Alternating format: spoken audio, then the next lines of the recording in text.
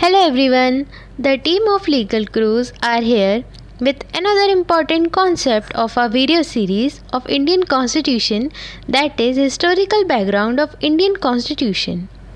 For understand this topic easily, we divided this video into two parts. Our video series not only help law students but also help civil service aspirants. By not wasting much time about the intro, we move to the part 1 of this topic, that is historical development of India. A brief analysis कि कैसे हमारा constitution past से current constitution में evolve हुआ। Part 1 की ये video आपको help करेगी ये समझने में कि कैसे कॉन्स्टिट्यूशन का डेवलपमेंट कंपनी रूल के रेगुलेटिंग एक्ट 1773 से क्राउन रूल के इंडियन इंडिपेंडेंस एक्ट 1947 तक हुआ। तो अब हमारी नेक्स्ट स्लाइड है इंट्रोडक्शन ऑफ दिस वीडियो। इसमें हम ये देखेंगे कि कैसे कई सारे चार्टर्स और एक्ट्स ब्रिटिश गवर्नमेंट के द्वारा इंडियन गवर्नमेंट के लिए पास किए गए, जिससे कॉन्स्टिट्यूशन डेवलपमेंट का फर्स्ट पार्ट बनकर तैयार हुआ अंडर ब्रिटिश रूल टिल 1858। इन 1858 एक रिवॉल्ट हुआ जिससे ब्रिटिश गवर्नमेंट कन्विंस हो गई और इंडिया का पूरा एडमिनिस्ट्रेशन अपने हाथों में ले लिया। उसके बाद government of India act in 1858 के द्वारा इंडिया का एडमिनिस्ट्रेशन ब्रिटिश गवर्नमेंट ने अपने हाथों में ले लिया और 1947 तक ब्रिटिश क्राउन ने इंडिया पर रूल किया, जिसके बाद second part of Indian constitution complete हुआ।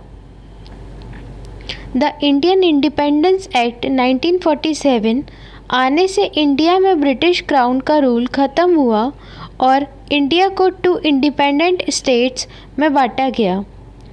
पाकिस्तान और इंडियन यूनियन दोनों गवर्नमेंट को रूल बनाने की पावर दे दी गई। अब हम देखेंगे रेगुलेटिंग एक्ट 1773 को। इंडिया की कॉन्स्टिट्यूशनल डेवलपमेंट को और अच्छे से समझने के लिए सबसे पहले हम देखेंगे कि कंपनी रूल 1773 से 1858 तक। कंपनी रूल की शुरुआत रेगुलेटिंग एक्ट 1773 से हुई। इस एक्ट से कंपनी ने कई सारे रिफॉर्म किए। कोलकाता के फोर्ट विलियम में सबसे पहला सुप्रीम कोर्ट इस्टेब्लिश किया गया, जिसे एक चीफ जस्टिस और 3 अदर जजेस से मिलकर बनाया गया। पहले chief justice sir Elijah Impey थे। ईस्ट इंडिया कंपनी के कंट्रोल और डायरेक्शन के लिए ब्रिटिश पार्लियामेंट ने एक इनिशियल स्टेप लिया, जिसमें उन्होंने presidencies of Bombay and Madras का control governor general of Bengal को दे दिया।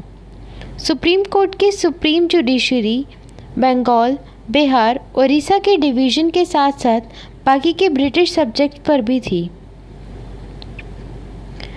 अब हम नेक्स्ट देखेंगे पिट्स इंडिया एक्ट 1784 को। इस एक्ट के मेन प्रोविजंस कुछ ऐसे थे कि इस एक्ट का नाम ब्रिटिश प्राइम मिनिस्टर विलियम पिट के नाम पर रखा गया। कंपनी के कमर्शियल और पॉलिटिकल फंक्शंस को सेपरेट करने के लिए गवर्नमेंट ने board of control political affairs के लिए और court of directors commercial affairs के लिए इंट्रोड्यूस किया। इस एक्ट में जितने भी क्षेत्र कंपनी के अंदर थे उनको ब्रिटिश के आधिकारिक क्षेत्र बोला गया और इसमें वो टेरिटरीज़ भी शामिल थी जो ईस्ट इंडिया कंपनी की थी। मद्रास और बॉम्बे में गवर्नर्स काउंसिल भी बनाई गई। Charter of 1813 east India Company के द्वारा 3 चार्टर्स लाए गए, जिनमें पहला चार्टर एक्ट 1813 का चार्टर था। इस चार्टर को ईस्ट इंडिया कंपनी एक्ट 1813 भी कहा जाता है। कंपनी का exclusive control over trade with India abolish हुआ और बाकी सभी ब्रिटिश ट्रेडर्स को भी इंडिया के साथ ट्रेड करना अलाउ किया गया। बट कंपनी का एक्सक्लूसिव कंट्रोल, जिसमें वो चाइना के साथ ओपियम और टी ट्रेड करता था, वो अभी भी सिक्योर था। क्रिश्चियन मिशनरीज़ को धर्म का प्रचार करने के लिए इंडिया में आना अलाउ था, but by the permission of the government.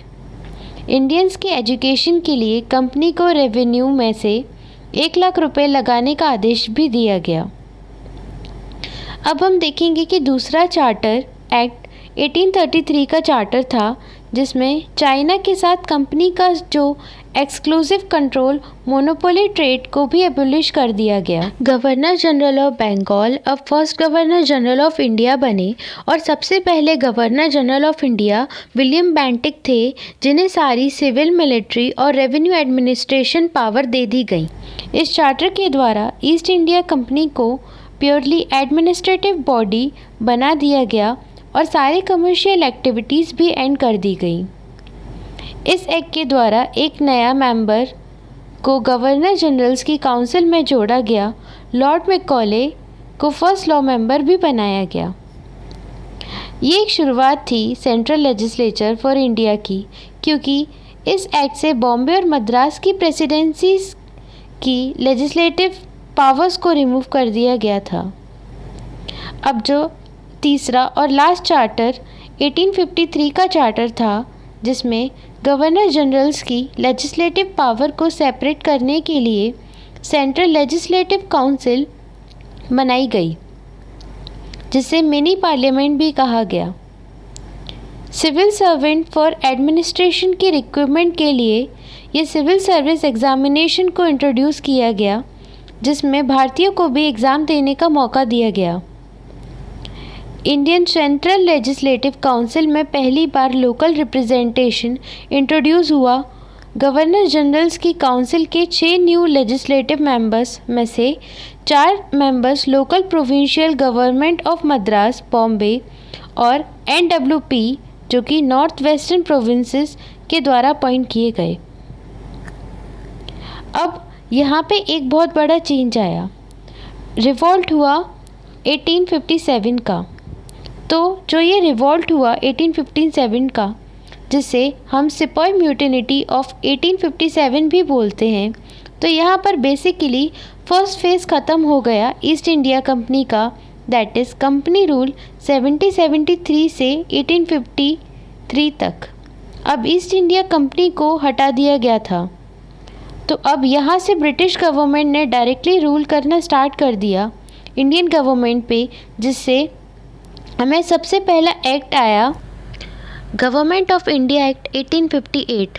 Revolt of 1857 के बाद ईस्ट इंडिया कंपनी का जो रूल था वो ब्रिटिश क्राउन से रिप्लेस हो गया और कंपनी के क्षेत्रों द्वारा उनके रेवेन्यू और एडमिनिस्ट्रेशन को ब्रिटिश क्राउन ने अपने कंट्रोल में ले लिया।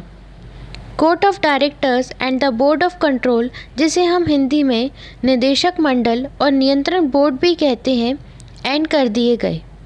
गवर्नर जनरल की पोजीशन को बदलकर वाइसरॉय ऑफ इंडिया कर दिया गया और लॉर्ड कैनिंग सबसे पहले वाइसरॉय ऑफ इंडिया बनाए गए।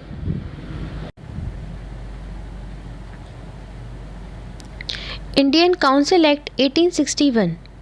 इस एक्ट के द्वारा यह कहा गया कि गवर्नर जनरल को अपनी काउंसिल के लिए ना ही 6 मेंबर्स से कम और ना ही 12 मेंबर्स से ज़्यादा लोगों को नॉमिनेट करना होगा और इसमें से हाफ मेंबर्स नॉन ऑफिशियल होंगे। लॉर्ड कैनिंग ने 3 इंडियन को नॉमिनेट किया अपनी लेजिस्लेटिव काउंसिल में, जो Raja of Banaras, Maharaja of Patiala and Shri Dinkar Rao in 1962 में थे। लॉर्ड कैनिंग ने 1859 में पोर्टफोलियो सिस्टम इंट्रोड्यूस किया, जिसकी सेवरल ब्रांचेस को गवर्नर जनरल की काउंसिल के डिफरेंट मेंबर्स को सौंपा गया। Now Indian council act 1892। इस एक्ट के आने से सेंट्रल एंड प्रोविंशियल काउंसिल में नंबर ऑफ मेंबर्स इंक्रीज हुए और इस अधिनियम के द्वारा इलेक्शन सिस्टम की शुरुआत हुई और काउंसिल की वर्किंग इन्हेंस हुई। Now the Indian council act 1909। ये एक्ट सर जॉन मॉर्ले जो कि सेक्रेटरी ऑफ स्टेट थे और लॉर्ड मिंटो जो कि वाइसरॉय ऑफ इंडिया थे, उनके द्वारा लाया गया। सेक्रेटरी ऑफ स्टेट ने कुछ सुधारों का प्रस्ताव रखा जो कि ब्रिटिश पार्लियामेंट द्वारा अप्रूव किया गया और वह इंडियन काउंसिल एक्ट 1909 के तौर पर लाया गया। इस एक्ट में सेपरेट इलेक्टोरल का भी कॉन्सेप्ट लाया गया, जो कि मुस्लिम कम्युनिटी के लिए कम्युनल रिप्रेजेंटेशन सिस्टम बना। लॉर्ड मिंटो को फादर ऑफ कम्युनल रिप्रेजेंटेशन, जिसे हिंदी में सांप्रदायिक प्रतिनिधित्व कहते हैं, के नाम से जाना जाता है।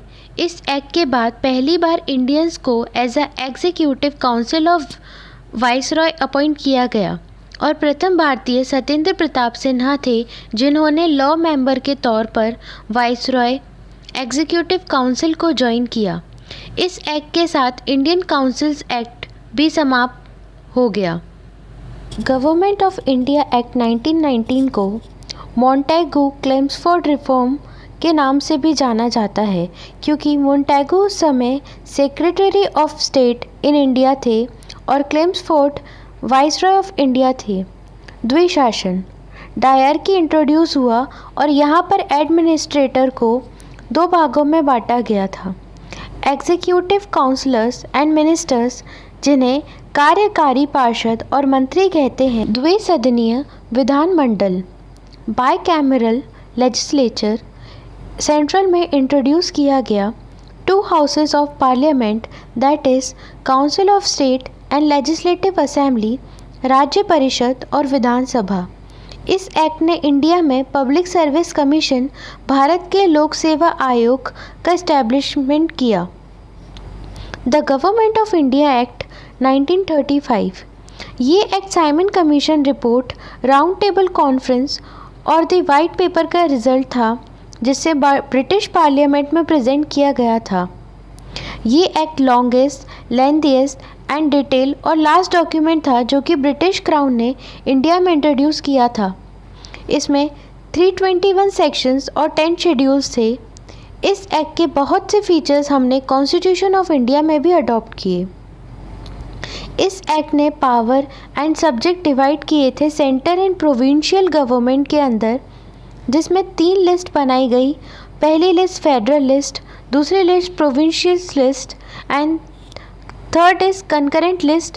फेडरल लिस्ट में 59 आइटम्स, प्रोविंशियल लिस्ट में 54 आइटम्स एंड कंकरेंट लिस्ट में 36 आइटम्स थे। काउंसिल ऑफ इंडिया मतलब भारतीय परिषद को ख़त्म कर दिया गया था। इस एक्ट के बाद बुर्मा को सेपरेट करके म्यांमार का नाम दे दिया गया। इस एक्ट से बाइकैमरल लेजिस्लेटर इंट्रोड्यूस हुआ। इस एक्ट के आने के बाद फेडरल कोर्ट और रिजर्व बैंक भी इस्टेब्लिश किए गए। गवर्नर जनरल और गवर्नर को कुछ स्पेशल रिस्पॉन्सिबिलिटीज़ दी गई जो कि इंडियन एम्पायर की सिक्योरिटी का ध्यान रखना, ब्रिटिश क्राउन के ऑनर की सेफ्टी का ध्यान रखना और नेटिव रूलर्स और डिफेंस का ध्यान रखना, मतलब देशी शासकों की रक्षा करना था।